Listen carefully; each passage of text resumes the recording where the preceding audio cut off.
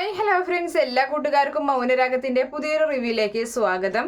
അങ്ങനെ നമ്മുടെ സരയു മനോഹറിനെ പറ്റിയുള്ള സത്യങ്ങളെല്ലാം തിരിച്ചറിയാണ്.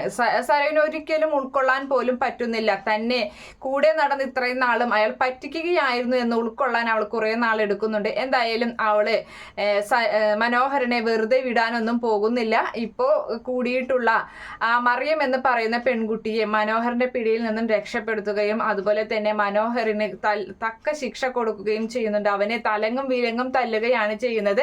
അതിനുശേഷം അവനെ കൊന്നാലോന്ന് വരെയും അവൾ ആലോചിക്കുന്നുണ്ട്. പക്ഷേ തന്റെ കുഞ്ഞിനെ കുറിച്ച് ആലോചിക്കുമ്പോൾ അത് ചെയ്യാതെ അവൾ കഠിന ശിക്ഷ തന്നെ ജയിലിൽ പറഞ്ഞയക്കുകയാണ്. പോലീസിനെ വിളിച്ചു വരുത്തി അവന് പോലീസിൽ ഏൽപ്പിച്ചു കൊടുക്കുകയും അതുപോലെ തന്നെ അവൾ മനോഹറിന് നല്ലൊരു തക്ക ശിക്ഷയ്ക്ക് വേണ്ടി തന്നെ അവൾ പോരാടുകയും ചെയ്യുന്നുണ്ട്.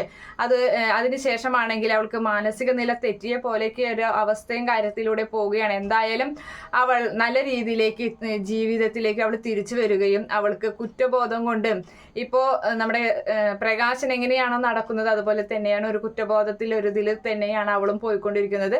താൻ ഇത്രയും നാൾ ആർക്ക് വേണ്ടി ജീവിച്ചു, അതുപോലെ തന്നെ കല്യാണിയോടും കിരണിനോടും ആ കുഞ്ഞിനെ വരെയും കല്ലുമോനെ വരെയും ഒന്നും അറിയാത്ത ആ കുഞ്ഞിനെ വരെയും കൊല്ലാൻ നോക്കിയത് എന്തിനു വേണ്ടിയിട്ടാണ്? ഈ മനോഹർ അവനെയായിരുന്നു ഞാൻ മനസ്സിലാക്കേണ്ടിയിരുന്നത് എന്നൊക്കെ അവൾ ഇങ്ങനെ തിരിച്ചറിയാണ്. അങ്ങനെ അതിനുശേഷമാണെങ്കിൽ കല്യാണിയോടും കിരണിനോടൊക്കെ ചെന്ന് മാപ്പ് പറയുന്നുണ്ട്. ഇനി ഒരിക്കലും തൻ്റെ ഭാഗത്ത് നിന്ന് അങ്ങനെ ഒരു വീഴ്ച ഉണ്ടാകില്ല. ഇത് വിശ്വസിച്ചാലും വിശ്വസിച്ചില്ലെങ്കിലും അതുപോലെ തന്നെ നമ്മുടെ ശാരിയെ ഇപ്പോൾ വളരെ ദേഷ്യത്തോടു കൂടിയാണല്ലോ ശാരിയോട് പെരുമാറുന്നത്. തൻ്റെ ഇത് സ്വന്തം അമ്മ തന്നെയാണ്. ഞാൻ ആ ഒരു ദേഷ്യത്തിലും കാര്യത്തിലും പറഞ്ഞതാണ്.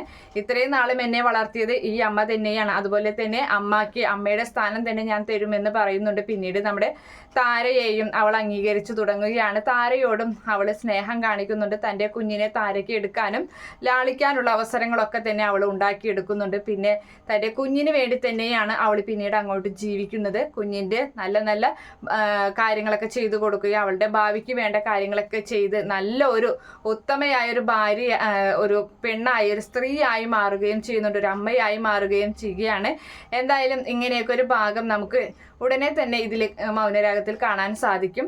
ഈ റിവ്യൂ ഇഷ്ടപ്പെടുകയാണെങ്കിൽ ഈ ചാനൽ ഒന്ന് സബ്സ്ക്രൈബ് ചെയ്ത് സപ്പോർട്ട് ചെയ്യുക. അതുപോലെ തന്നെ ലൈക്ക് ചെയ്യാനും കമൻറ്റ് ചെയ്യാനും മറക്കണ്ട. By, thank